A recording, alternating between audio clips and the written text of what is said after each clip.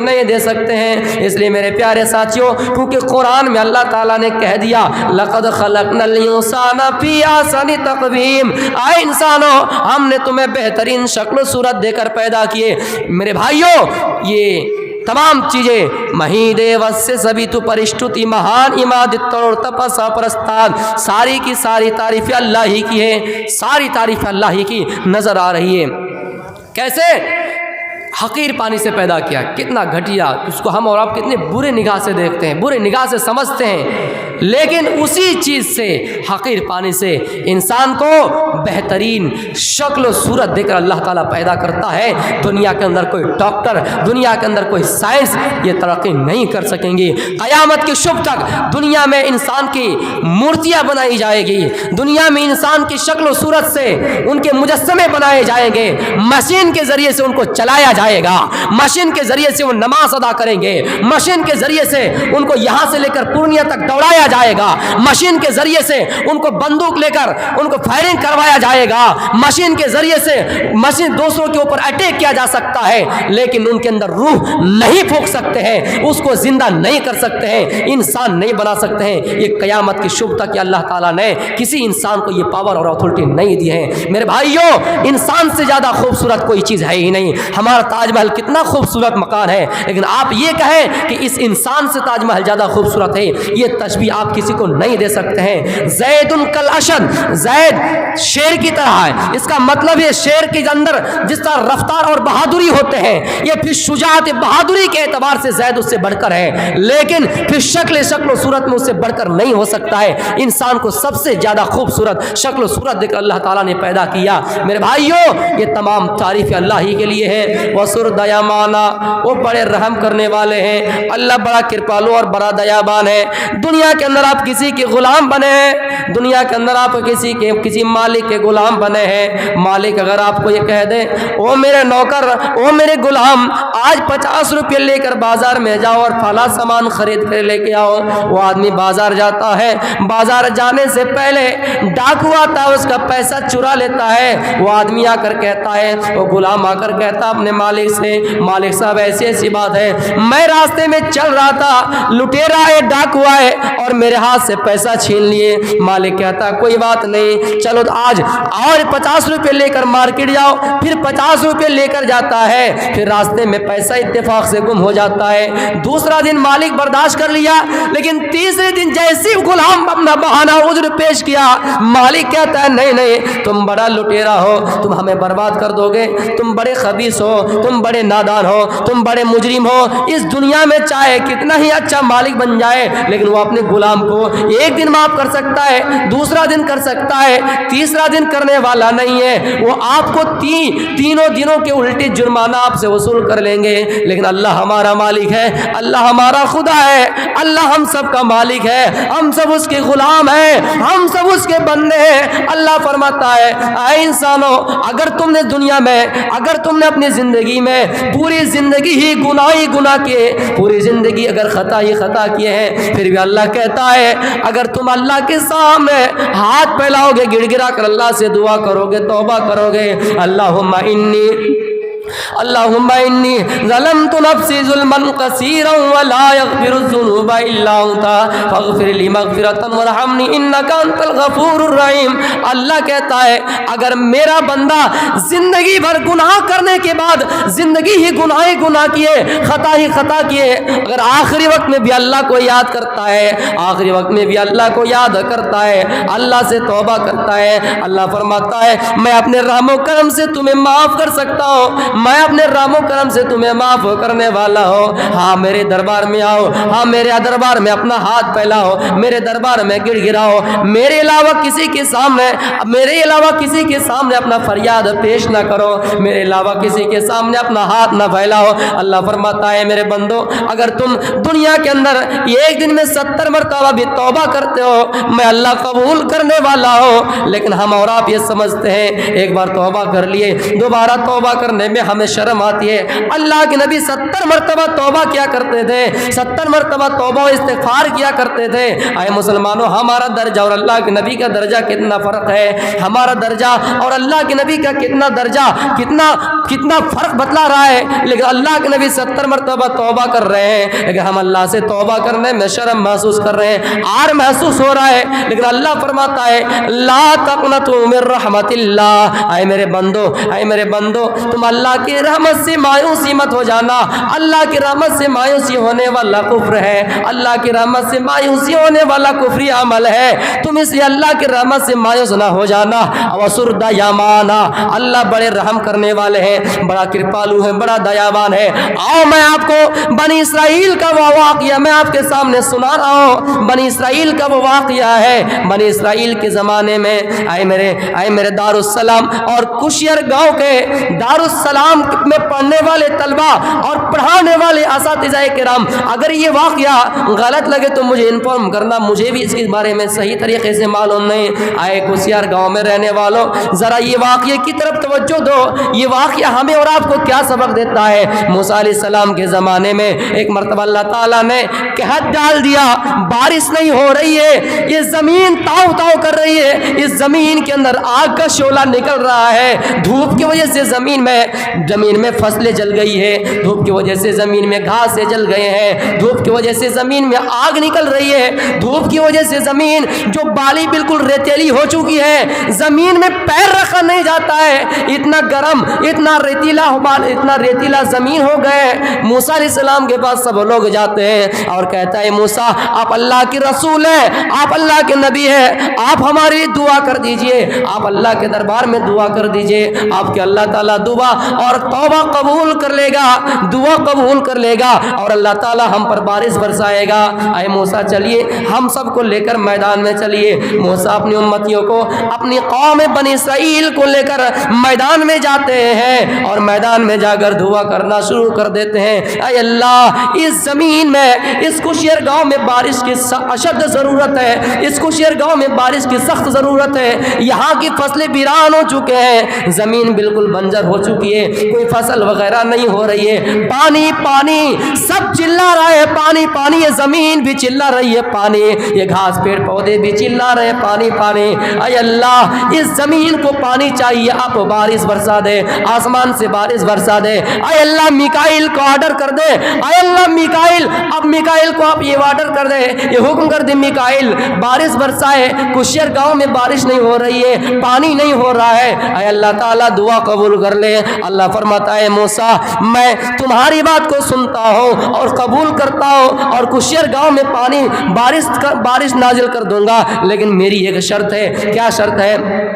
اے موسیٰ، جتنے بھی پنڈال میں لوگ بیٹھے ہیں سب نیککار ہیں، سب ایماندار ہیں، سب نیکوکار ہیں، سب متقی ہیں، سب نمازی ہیں، سب عبادت کرنے والے ہیں، لیکن ایک ایسا انسان بھی اسی پینڈل میں ہے، ایک ایسا انسان، ایک ایسا آدمی بھی اس پینڈل میں ہے، اس مجلس میں ہے، جنہوں نے کبھی اللہ کو یاد نہیں کیا، جو زندگی بھر اللہ کی نافرمانیاں کی، زندگی بھر اللہ کو گالیاں دیتے رہے، زندگی بھر نبی کو گالی دیتے رہے، زندگی بھر جو اللہ کا دشمن بنے رہے، اللہ کو کبھی ایک سجدہ نہیں کیا ہے۔ اے موسیٰ، تو ان سے کہو وہ اس مجلس سے چلا جائے، ہم بارش برسا دیں گے۔ موسیٰ علیہ السلام کہتا ہے اللہ، میں اتنے آدمی میں کیسے پہچانوں گا کہ کون گنہگار ہے، اتنے آدمی میں پہچانوں گا کہ اتنے آدمی میں کیسے پہچانوں گا کہ کون نیککار نہیں ہے، کون گنہگار ہے۔ اللہ فرماتا ہے موسیٰ تم صرف ایک آواز لگا دو، اے مجلس میں بیٹھنے والوں، اے اس مجلس میں آنے والوں، جو گنہگار ہو اس مجلس سے نکل جاؤ، بارش ہو جائے گی۔ میرا کام ہے اس بندے تک خبر پہنچانا، آپ صرف ایک بار خبر کر دو۔ موسیٰ نے جیسی خبر کی، وہ بندہ اپنے دل و دماغ میں سوچنے پر مجبور ہو گیا، اے اللہ، میں اگر سب کے سامنے سے نکل رہا ہوں تو لوگ سمجھیں گے ہماری بے عزتی ہو جائے گی، لوگ کہیں گے یہی فلاں گنہگار ہے، لوگ کہیں گے یہی فلاں بدکار ہے، لوگ کہیں گے فلاں نیککار نہیں ہے، ہماری بدنامی ہو جائے گی، ہمارا نام مٹی میں مل جائے گا, ہماری عزت مٹی میں مل جائے گی. اے اللہ اسی مجلس میں, اسی بھرے سبا میں توبہ کرتا ہوں, اسی بھرے سبا میں, اسی سبا میں توبہ و استغفار کرتا ہوں. اے اللہ تو میری اس عیب کو چھپا لے, اے اللہ تو میری دعا قبول کر لے, اے اللہ میری توبہ قبول کر لے. آج کے بعد سے گناہ نہیں کروں گا, آج کے بعد سے گناہ کا کام نہیں کروں گا. آئے اس مجلس میں بیٹھنے والے کو شیئر کا حوالے, اگر میری تقریر سے اگر خدا نہ خواستہ 100 آدمی کی تعداد میں بیٹھنے والے ایک آدمی بھی عمل کر لیں گے, اللہ مجھے بھی قیامت میں پاس کر دے گا. اے میرے پیارے ساتھیو, تب اللہ تعالیٰ نے اس آدمی کی توبہ قبول کر لی, اس گنہگار آدمی کی توبہ قبول کر لی, اور اللہ تعالیٰ نے بارش برسانا شروع کر دیا. آسمان سے بارش برسنا شروع ہو گئے, پانی ہونا شروع ہو گیا. موسیٰ علیہ السلام پریشان ہو کر کہنے لگے, اے اللہ اس مجلس سے کوئی گنہگار تو نکلا ہی نہیں, اس مجلس سے کوئی گنہگار آدمی تو گیا ہی نہیں, پھر آپ نے بارش کیسے برسا دی, پھر آپ نے پانی کیسے برسا دیے؟ اللہ فرماتا ہے, اے موسیٰ اس آدمی نے توبہ کر لی, اس آدمی نے توبہ و استغفار کر لیا, اور میں اللہ غفور الرحیم ہوں, میں اللہ بخشنے والا ہوں, میں اللہ انسان کو اپنے رحم و کرم سے معاف کرنے والا ہوں, میں نے اس کو بخش دیا. موسیٰ کہتا ہے یا اللہ ذرا اس آدمی سے ملا دو, کون آدمی گنہگار تھا؟ اللہ کہتا ہے اے موسیٰ اس نے 40 سال تک نافرمانیاں کی, 40 سال تک گناہ کیے, ہم نے اس کے عیب میں پردہ ڈال دیا, ہم نے ان کی برائی کو چھپا دیے, ہم نے ان کے گناہ کو چھپا دیے, تو پھر آج کیسے میں ان کو ذلیل کروں گا, آج پھر میں کیسے تمہارے سامنے رسوا کروں گا, آج پھر کیسے میں ان کو بدنام کروں گا, آج کیسے میں ان کو تمہارے سامنے ذلیل کروں گا, اور تم اس کو دیکھو گے یہ پلا گنہگار ہے. میرے پیارے ساتھیوں, یہ واقعہ ہمیں اور آپ کو کیا پیغام دیتا ہے؟ اللہ غفور الرحیم ہے, اللہ معاف کرنے والا ہے. اے انسانوں, ہم اور آپ یہ سمجھتے ہیں ہم نے تو اپنی زندگی میں ساری غلطیاں اور سارے گناہ کے کام ہی کیے ہیں, آج اس مجلس میں بیٹھ کر توبہ کرنے سے کیا اللہ ہماری توبہ قبول کر لیں گے؟ ہاں ضرور کریں گے, اللہ معاف کرنے والا ہے, ہماری توبہ قبول بھی کر سکتا ہے. اب توبہ تو کر کے دیکھیے, آپ اپنا کام تو کر کے دیکھیے. یہ واقعہ اور ایک اہم سبق دیتا ہے, اہم آپ کو پیغام دیتا ہے. اے انسانوں, کیا پیغام دیتا ہے؟ اللہ فرماتا ہے میں نے اس انسان کے عیب میں پردہ ڈال دیا ہے, لیکن ہم اور آپ ایسا مسلمان ہیں, ہم ہمیشہ دوسروں کے عیب کو نمایاں کرتے ہیں, ہم ہمیشہ دوسروں کے عیب کو عیاں کرنے کی کوشش کرتے ہیں. فلاں کے اندر کون سی برائی ہے, ہم جائیں گے اسٹیج میں بیٹھ کر کہیں گے کون سے مولوی تقریر کرنے کے لیے آیا, اس کے اندر یہ عادت خراب ہے, اس کے اندر یہ برائی ہے, اس کے اندر یہ برائی ہے. یہ مولویوں کے اندر بھی ہے کہ کب کس کو ذلیل کیا جائے اور اس کو اسٹیج میں لانے سے روک دیا جائے, یہ روزی روٹی ان کا بند ہو جائیں گے. لیکن قرآن کہتا ہے ذالک فضل اللہ یؤتیہ من یشاء, اللہ کا دروازہ کھلا ہوا ہے. اے انسانوں, ہم اور آپ کسی کا دروازہ بند کرنے کی کوشش کریں گے, یہ بند کریں گے تو اللہ 100 کھلے گا. اللہ فرماتا ہے عزت کا مالک میں ہوں, ذلت کرنے والا ہی میں ہوں, میں جسے چاہوں گا وہ تو عز من تشاء و تذل من تشاء, جس کو چاہوں گا عزت کی کرسی پر بیٹھاؤں گا, جس کو چاہوں گا ذلت کی کرسی میں بیٹھاؤں گا, اس کا مطلب اس کو گراؤں گا.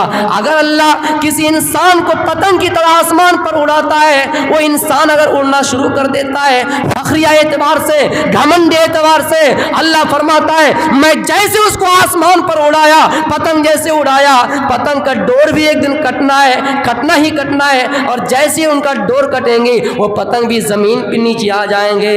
اس لیے ہمیں اور آپ کو اللہ نے جو پد دیا ہے, ہمیں اور آپ کو اللہ نے جو بڑا مقام دیا ہے, اپنے آپ کی خود سی سیفٹی کریں, اپنے آپ خود اس کو بچا کر رکھیں. لیکن اگر ہم گھمنڈ میں اتر جائیں گے, مولوی ہوا تو کیا ہوا, عالم ہوا تو کیا ہوا, اگر ان کے اندر فخر ہے, اگر ان کے اندر گھمنڈ ہے, اللہ فرماتا ہے میں ایسے لوگوں کو رحمت کی نگاہ سے نہیں دیکھوں گا, میں ایسے لوگوں کو رحمت کی نظر سے نہیں دیکھوں گا. اس لیے انسانوں, ہمیں اور آپ کو یہ واقعات پیغام دیتا ہے اگر کسی کے اندر برائی ہے, آپ اس کے اندر پردہ ڈالنے کی کوشش کیجئے, آپ اس کو تنہائی میں سمجھائیے, آپ اس کو تنہائی میں سمجھائیے, آپ اس کو اکیلا میں لے جائیے کہ اور اس کو سمجھائیے, ذلیل کرنے کی کوشش مت کیجئے. صحابہ کی مجلس سے وہ لگا کرتے تھے جس میں دین و دنیا کی باتیں ہوا کرتی تھی, صحابہ کی مجلس وہ تھی جس میں اللہ اور اس کے رسول کے بارے میں بات چیت ہوا کرتے تھے, صحابہ کی مجلس تو وہ تھی جس میں قیامت کے سلسلے میں بات کیا کرتے تھے۔ ایک مرتبہ حذیفہ بن اسید الغفاری رضی اللہ تعالیٰ عنہ قیامت کے سلسلے میں باتیں کیا کرتے تھے۔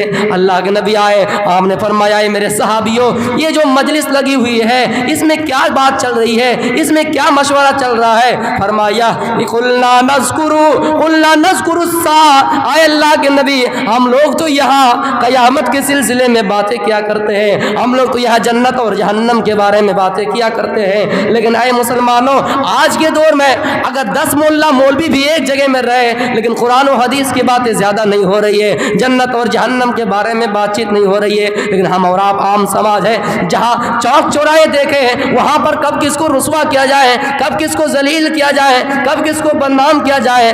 پھر میرے بھائیوں ہم کسی کو بدنام کریں گے وہ ہماری آنکھوں کے سامنے گرے گا، وہ دوسروں کے سامنے گرے گا۔ میرے بھائیوں کسی کی برائی میں آئے میں پردہ ڈالنا سیکھیے۔ اللہ کے نبی فرماتے ہیں من ستر مسلمن سترہ اللہ یوم القیامہ، اگر دنیا میں آپ نے کسی کی عیب پر پردہ ڈالا، اگر دنیا میں کسی کی عیب کو چھپایا، قیامت کے دن اللہ تعالیٰ تمہارے بھی عیب کو چھپانے والا ہے۔ اسی لیے ہمارے کے مولوی کہا کرتے تھے اے مسلمانوں اگر برائی بھی کرنا ہے تو تنہائی میں کرو، اگر برائی بھی کرنا ہے تو تنہائی میں کرو۔ جائز نہیں بتا رہا ہوں، نہ یہ حدیث کہہ رہی ہے، لیکن اگر آپ برائی بھی کرتے ہیں تو تنہائی میں کیجئے۔ اگر موبائل دیکھتے تو تنہائی میں دیکھیے۔ 10 آدمی ایک ساتھ ایک موبائل میں فلم ہال میں جا کر دیکھتے ہیں تو کیا یہ بات صحیح ہے؟ میرے پیارے ساتھیوں انہوں نے جواب مجھے اس طرح دیا تھا، میں نے اس لیے یہ بات کہی ہے کہ اگر آپ خدا نخواستہ 10 آدمی کے ساتھ موبائل دیکھیں اور قیامت کے دن اگر آپ کا ٹھکانہ جنت اللہ کر دے، اور وہ آدمی جو آپ کے ساتھ بھی موبائل دیکھا تھا، موبائل دیکھنے میں آپ کا ساتھ دیا تھا، وہ اللہ سے کہیں گے یہ اللہ اس نے دنیا میں میرے ساتھ موبائل دیکھا ہے، اس نے دنیا میں میرے ساتھ برائی کی ہے، میں نے اپنی آنکھوں سے خود دیکھا ہے، میں نے اپنی نظروں سے اس کا خود مشاہدہ کیا ہے۔ میرے پیارے ساتھیوں ہم اور آپ 10 آدمی مل کر بیٹھ کر موبائل دیکھتے ہیں، موبائل میں غلط چیزیں دیکھتے ہیں۔ افسوس ہے ایسے لوگوں پر جو برائی بھی کرتے ہیں تو ظاہری طور پر کرتے ہیں، جو برائی بھی کرتے تو 10 آدمی کو ایک ساتھ لے کر کرتے ہیں۔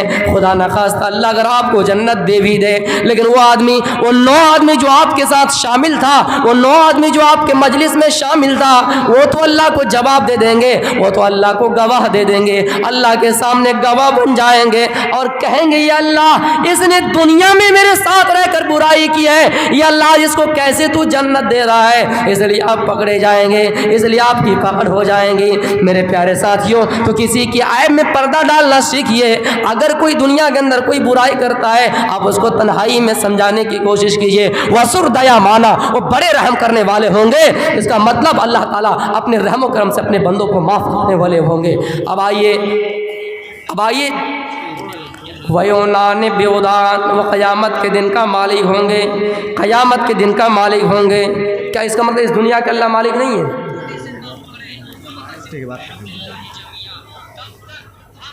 کیا بات ہے بھائی؟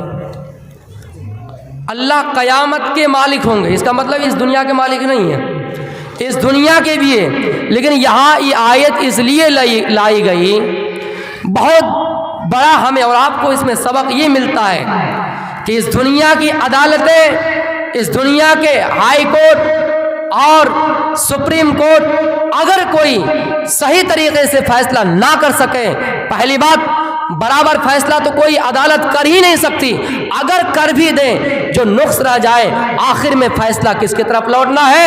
اللہ کی طرف لوٹنا ہے۔ ہمارے گال میں کوئی تھپڑ مار دے تو میرے پیارے ساتھیوں آپ کو یہ حق بنتا ہے، سنویدھان آپ کو یہ اجازت دیتا ہے، حدیث بھی یہ کہتی ہے، قرآن بھی کہتا ہے، آپ کو یہ ادھیکار ہے کہ ہم نے آپ کو جتنی زور سے تھپڑ مارا ہے آپ بھی ہمیں اتنی زور سے تھپڑ ماریے، لیکن ہم سمجھیں گے کیسے، ہم معیار کیسے کریں گے، ہم ماپیں گے کیسے، ہم تولنا کیسے کریں گے، ہم موازنہ کیسے کریں گے؟ دنیا کے اندر کوئی ایسی آلہ نہیں، کوئی ایسی مشین نہیں، کوئی ایسا اوزار نہیں جو آپ کے لگنے والے تھپڑ کے زور کو بتا سکے۔ میرے پیارے ساتھیوں اس لیے تمام بنیادی فیصلے جو اللہ رب العالمین کے پاس ہونا ہے وہ قیامت کا دن ہے۔ اس لیے آپ اس دنیا کے اندر آپ انسان کے نظروں سے بچ کر سپریم کورٹ اور ہائی کورٹ عدالت دنیا کے اندر اپنے ذات برادری کو لے کر فیصلہ کر کے اس دنیا کے نظروں سے تو بچ سکتی ہے لیکن اللہ کی نظروں میں نہیں بچ سکتی ہے، کیونکہ ایک دن تو قیامت ہونا ہی ہے اور قیامت ضرور ہوں گے، یہ سب کو معلوم ہے کہ ایک دن قیامت ضرور ہوں گے۔ اس دنیا میں پورے کے پورا بدلہ آپ کو نہیں ملے گا۔ آپ کسی کو بچائیں، آپ کسی کو بچائیں، اگر آپ کو کہیں کہ سپریم کورٹ، ہائی کورٹ یا اس دنیا کے کوئی بھی بڑے بڑے عمرہ بادشاہ آپ کو پورا بدلہ دے سکے، نہیں دے سکتا ہے۔ اس لیے ایک دن اللہ نے مقرر کیا ہے، ڈے آف ججمنٹ، قیامت، فیصلے کا دن، ڈے آف ججمنٹ، فیصلے کا دن، ایک دن آپ کو ماننا پڑے گا اور اس دن فیصلہ ایک دن ضرور نہ ضرور آپ کے حق میں ضرور ہوں گے۔ اور اس کو کتنے اچھے انداز میں پیش کیا، فَمَن يَعْمَلْ مِثْقَالَ ذَرَّةٍ خَيْرًا يَرَهُ وَمَن يَعْمَلْ مِثْقَالَ ذَرَّةٍ شَرًّا يَرَهُ۔ اگر آپ نے کسی کو ذرے کے برابر بھی آپ نے کسی کی بھلائی کی ہوگی، کوئی اچھا کام کیا ہوگا، آپ کو اس کا بھی بدلہ ملے گا۔ اگر آپ نے دنیا میں کوئی چھوٹی سی چھوٹی برائی اگر آپ نے کسی کی ہوں گے، خطا کیے ہوں گے، اس کا بھی بدلہ آپ کو مل جائے گا۔ لیکن ہماری دنیا کی عدالت دیکھیے، جو لوگ ظاہر سی بات ہے کلیئر بات کرتے ہیں، کھلے عام دیش دروہی ہے، کھلے عام آتنکوادی ہے، کھلے عام دہشت گردی کو پھیلا رہے ہیں، لیکن ذات اور برادری کے معاملے پر ذات اور برادری کو دیکھتے ہوئے نظر انداز کیے جاتے ہیں اور بہت ہی کم دنوں کے لیے جیل کی سلاخوں میں بھیجتا ہے۔ وہ اگر بھی بھیجتا بھی ہے تو عزت اور سمان کے ساتھ، لیکن جو اس دیش کے سمرتھن میں، جو اس دیش کو بچانے کے لیے، جو میرے پیارے ساتھیوں بولتا ہے، حق کی آواز کو بلند کرتا ہے، سنویدھان کو بچانے کے لیے، میرے بھائیوں اسی کو ڈالا جاتا ہے جیل کی سلاخوں میں اور ان کے لیے ایک مقررہ وقت بنا دیتا ہے، یا تو عمر قید کی سزا یا تو پھر 5 سال کی سزا۔ اس لیے حق بات بولنے والا ہمیشہ گیا ہے جیل کی سلاخوں میں۔ اس لیے آپ کو ڈرنا نہیں ہے کہ اگر ہمیں آپ کو جیل کی سلاخوں میں جائیں تو حق بات بولنا چھوڑ دیں گے۔ آپ بالکل یہ نہ کیجئے کہ ہم حق بات، اگر جیل کی سلاخوں میں آپ کو رہنا پڑے، آپ کو جانا پڑے، آپ حق کے لیے لڑیے، اپنا خون بہانا اگر پڑے۔ انگریزوں کے دور میں مسلمانوں نے حق کے لیے لڑائی کی تھی، حق کے لیے اپنا خون بہایا تھا میرے پیارے ساتھیوں، تبھی یہ دیش آزاد ہوا۔ آج ہمارے اس کرسی میں اگر کوئی بیٹھے ہوئے ہیں، پردھان منتری جی کوئی بھی ہو، چاہے وہ پنڈت جواہر لال نہرو ہو یا ہمارے مودی جی ہو، اگر وہ اس کرسی پر بیٹھے ہیں، اس کرسی پر لانے والا، اس کرسی پر بٹھانے والا، انگریزوں کے چھکے چھڑانے والا اگر کوئی ہے تو وہ مسلمان ہے۔ اگر کوئی ہو تو ایک جٹ ہو کر، اگر ہندوؤں نے بھی قربانی دی تو ایک جٹ ہو کر آج کے دور میں ذاتی اور برادری، ذاتی دشمنیاں نبھا کر نہیں، ذاتی فائدہ اور ذاتی انتقام لے کر نہیں، ایک جٹ ہو کر، ایک طاقت ہو کر انگریزوں کا مقابلہ کیا تھا۔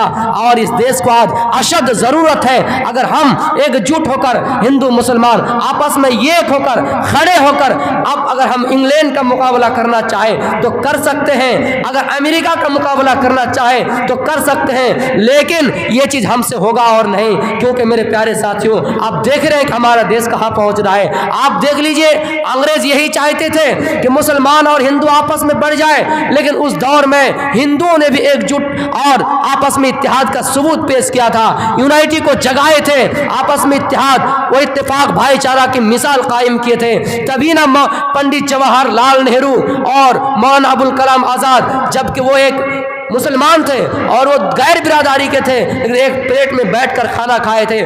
آج ہمارے اس دیش کو سخت ضرورت، وَيُونَانِ بِعُدَان، قیامت کے دن کا مالک ہوں گے، مالک یوم الدین، واللہ قیامت کے دن کا مالک ہوں گے۔ اے انسانوں، ہم اور آپ یہ سمجھتے ہیں دنیا کی عدالتوں سے بچ گئے تو اللہ ہمارا پکڑ نہیں کرے گا، ہمارا ضرور سخت پکڑ ہو گئے، ہمیں گرفتار کیا جائے گا، ہمیں اریسٹ کیا جائے گا، ہماری پکڑ بہت سخت پکڑ ہوں گے۔ اس لیے ہم اور آپ یہ چاہیں کہ بچ جائیں نہیں۔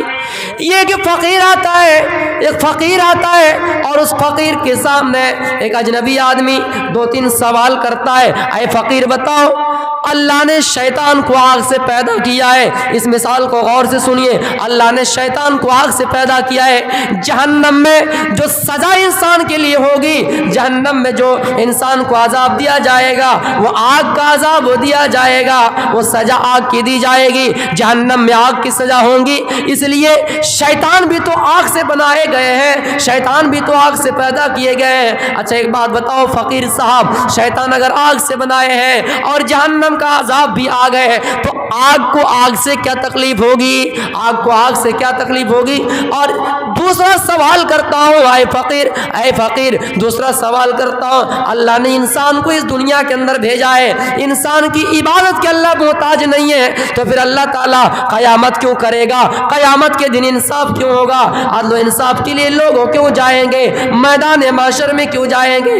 وآخر ذالک نار تخرج فی الیمن من فی الیمن الی محشرہم، ایک آگ نکلے گی اور لوگوں کو میدان محشر کی طرف لے جائیں گی۔ میدان محشر میں لوگ اپنے اپنے انصاف کے لیے جمع ہوں گے۔ کیا اللہ کو کیوں ضروری ہے؟ اللہ کو ایسا کرنا کیوں ضروری ہے؟ فقیر کے سامنے جیسے ہی سوال کیا گیا، فقیر نے ایک ڈھیلا اٹھایا، ایک ڈھیلا اٹھا کر اس کے منہ میں زوردار ڈھیلا مار دیا۔ اس فقیر نے اس کے منہ میں ڈھیلا مار دیا۔ وہ آدمی فوراً کوتوال میں گئے، وہ آدمی فوراً تھانہ میں گئے، وہ آدمی فوراً کشیارگاؤں تھانہ گئے یا ارریہ کوٹ تھانہ گئے اور جا کر یہ نالش کر دی، جا کر یہ شکایت درج کرا دی کہ فلاں فقیر نے مجھے بے وجہ مارا ہے، فلاں فقیر نے مجھے بے وجہ بے قصور انسان کو مارا ہے، میں نے اس کو ایک بھی تماچا نہیں مارا، میں نے اس کو ایک تھپڑ بھی نہیں مارا، لیکن اس فقیر نے مجھے ڈھیلا پھینک کر مارا ہے، ڈھیلا چلا کر مارا ہے، مجھے انصاف چاہیے۔ اس فقیر کو بلایا گیا، اچھا فقیر صاحب آؤ، تم نے اس انسان کو بے قصور انسان کو کیوں مارا؟ فقیر کہتا ہے میں نے مارا کہا، میں نے تو سوال کا جواب دیا، میں نے اس کو مارا نہیں۔ اچھا سوال کا جواب ڈھیلے سے؟ ہاں، کبھی کبھی اینٹ کا جواب پتھر سے دیا جاتا ہے، کبھی کبھی اینٹ کا جواب پتھر سے دیا جاتا ہے، وہ شعر بھی اب یاد کیجئے میرے پیارے ساتھیوں کہ اگر آپ اینٹ کا جواب لاتوں کی بھوت کبھی باتوں سے مانتی ہی نہیں ہے، تو اس نے کہا میں نے اس کو جواب دیا۔ کیا جواب دیا؟ اس نے سوال کیا کہ اللہ نے شیطان کو آگ سے بنائے اور جہنم کا جو عذاب ہوگا آگ کا ہوگا، سزا جو ہوگی آگ کی ہوگی، تو آگ کو آگ سے کیا تکلیف ہوگی؟ تو میں نے جواب اس کو ڈھیلا مار کر دیا، انسان تو مٹی سے بنے ہیں نا، تو اس کو چوٹ کیسے لگی؟ یہ شکایت درج کرنے کے لیے کرانے کے لیے یہاں کیوں آئے؟ میں نے اس کو جواب دیا مارا نہیں۔ جس طرح انسان مٹی سے بنائے گئے اور مٹی کے ڈھیلے سے انسان کو تکلیف پہنچتی ہے، چوٹ پہنچتی ہے، ان کو درد اور احساس ہوتا ہے اور وہ شکایت کرنے کے لیے کوٹ اور تھانے میں آتے ہیں، اسی طرح اللہ تعالیٰ اگر شیطان کو آگ سے پیدا کیے ہے، جہنم کا جو عذاب ہوگا آگ کا ہوگا، جو سزا ہوگی آگ کی ہوں گی، تو ضرور ابلیس کو، ضرور شیطان کو اس آگ سے تکلیف ہوگی۔ میں نے اس کو جواب دیا، میں نے اس کو جواب ہی دیا ہے۔ تو اے انسانوں ایک دن ماننا پڑے گا کہ اللہ تعالیٰ ہمارا انصاف قیامت کے دن کرے گا، میدان محشر میں کرے گا، اور اسی لیے ویونان بیودال وہ قیامت کے دن کے مالک ہوں گے۔ آؤ میں آپ کو اور ایک منتر بتا رہا ہوں، بتا اگنی نیاسو پتا رہے آسما بسوانی دے ویونان بیودال۔ اللہ فرماتا ہے قرآن میں اہدنا الصراط المستقیم، ایشور سے پرارتھنا کرو، دعا کرو۔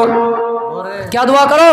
اے اللہ تو ہمیں سیدھے راستے کی طرف لے کر چل، جو راستہ حجاج ابن یوسف کا تھا اس راستے پہ لے کر مت چل۔ اے اللہ جو راستہ ابو جہل کا راستہ تھا، جو فرعون کا راستہ تھا، جو نمرود کا راستہ تھا، جو شداد کا راستہ تھا، جو ان تمام جاہلانہ راستہ تھا، ان راستے پہ لے کر نہ چل۔ اے اللہ جو گمراہوں کا راستہ ہے، اے اللہ جو برے راستہ ہے اس راستے پہ لے کر مت چل۔ اے اللہ جو نیک راستہ ہے، جو نیک لوگوں کا راستہ ہے، جن راستے پر تمہارا انعام ہے، جن راستے پر آپ نے انعام کیا ہے، جو راستہ جنت کا راستہ ہے، جس راستے میں ہمیں خوشیاں ملیں گی، جس راستے میں ہمیں راحت ملیں گی، جس راستے میں ہمیں آرام ملیں گے، جس راستے میں سکون ملے گا، اسی راستے پر لے کر چل۔ بیت تو یہی کہتا ہے اگنے نیاسو پتا رہے آسما بسوانی دے۔ آئے اللہ اگنے چلا سندر پتھا پدمنی راستہ، یہ بنگلے میں بھی پتماری راستہ، پتسو پتھارائے آسما، جو سب سے بلند و برتر والے راستہ ہے، یعنی سندر والے راستے کی طرف لے کر چل، اور اس راستے پہ لے کر نہ چل جن راستے پہ تو نے انعام نازل کیا ہے۔ میرے پیارے ساتھیوں ہمیں غور کرنے کی ضرورت ہے، ہمیں سمجھنے کی ضرورت ہے۔ قرآن تو ہمیں وہی بات سکھا رہا ہے جو بیدوں نے بتائے۔ وہ الگ بات ہے کہ ہم نے اس کے اندر بہت سی تبدیلی پائی ہے، وہ الگ بات ہے کہ انسان کے مختلف مزاج ہونے کے کارن انسان انسان کے مختلف دماغ ہونے کے کارن وہ چیزیں تبدیلی ہو گئی ہے، لیکن اللہ کہتا ہے لوگوں ہم نے سب کو ایک ہی باپ سے اور ایک ہی ماں سے پیدا کیا ہے، تم سب کا دھرم ان الدین عند اللہ الاسلام، تم سب کا دھرم آپس میں ایک ہی ہے، تم سب آپس میں ایک ہی ماں کے سنتان ہو، ایک ہی باپ کی اولاد ہو، تم سب آپس میں ایک ہو، لیکن تمہارا مزاج الگ ہو گیا ہے۔ آپ مثال سے آپ خود اپنے گھروں میں جائزہ لے لیجئے، اگر آپ 5 بھائی سے ہیں، اگر آپ 4 بھائی سے ہیں، کیا آپ کا چاروں بھائی کا مزاج الگ الگ ہے یا نہیں؟ کیا آپ کا چاروں بھائی کا مزاج ایک ہے؟ نہیں، آپ کا مزاج میں کچھ یہ کہتا ہے تو آپ کے بھائی کا مزاج دوسرا کہتا ہے، اس لیے اس طرح کرتے کرتے چینجنگ آ گئے۔ اللہ کے نبی صلی اللہ علیہ وسلم سے پہلے اور بھی کچرے ڈالے گئے دھرم کے اندر، اسلام کے اندر اور سے بہت سارے کچرے ڈالے گئے۔ اسی چیز کو ختم کرنے کے لیے اللہ نے کلیئر کرنے کے لیے انتم رشی محمد الرسول اللہ کو اس دنیا کے اندر آخری رسول بنا کر بھیجے۔ ادم جنم پنراشن سستیبت ششٹم سہسرا نبیتم جکورم مارس میں دودھت میں دشٹرا یس پڑوا ہن ودو منتو دیو دسا، اور یہ صفات بھی بیان کر دی ہے اللہ کے نبی کے بارے میں کہ ان کی 12 بیویاں ہوں گی۔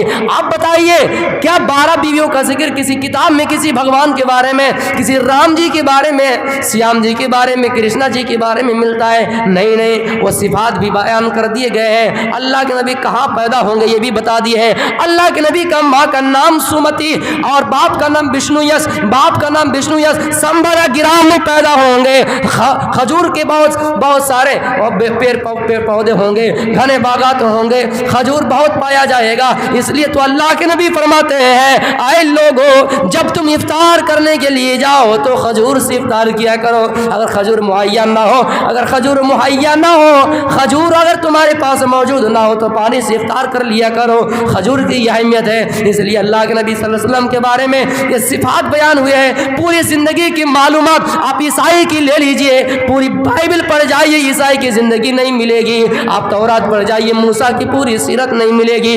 آپ رامائن پڑھ جائیے، مہا بھارت پڑھیے، پوری زندگی رام اور سیام کی اور کرشن جی کی نہیں ملیں گی۔ لیکن اللہ کے نبی کے بارے میں ایک سے لے کر پیدا ہونے سے لے کر آخر تک آخری سانس جب لے رہے تھے، آپ کے زبان سے جو باتیں نکل رہی تھی اس کو بھی آپ کو معلوم ہے۔ چلنا اٹھنا بیٹھنا، لیٹنا سونا جاگنا، شادی کرنا، رسم و رواج کیسا ہوگا، ان تمام طریقوں کو بتلانے والا اگر کوئی ہے تو اللہ کے نبی صلی اللہ علیہ وسلم ہے۔ بھویشیہ پران میں اللہ تعالیٰ نے بہت بڑا نقشہ ویدوں کے ذریعے سے کرا دیا۔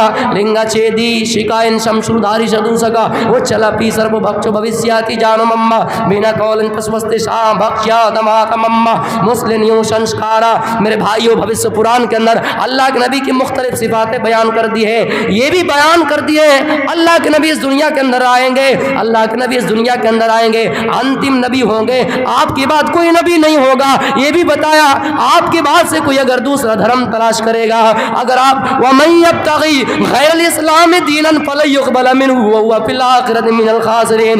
اگر کوئی اسلام چھوڑ کر دوسرا طریقہ، دوسرا مذہب اختیار کرے گا وہ خسارے میں ہوگا، وہ نقصان میں ہوگا، وہ گھاٹے میں ہوگا۔ اور رامائن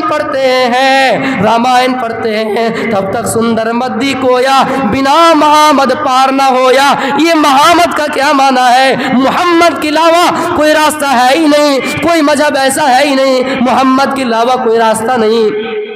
جو تمہیں پردھان نگر لے جا سکے، جو تمہیں جنت لے جا سکے،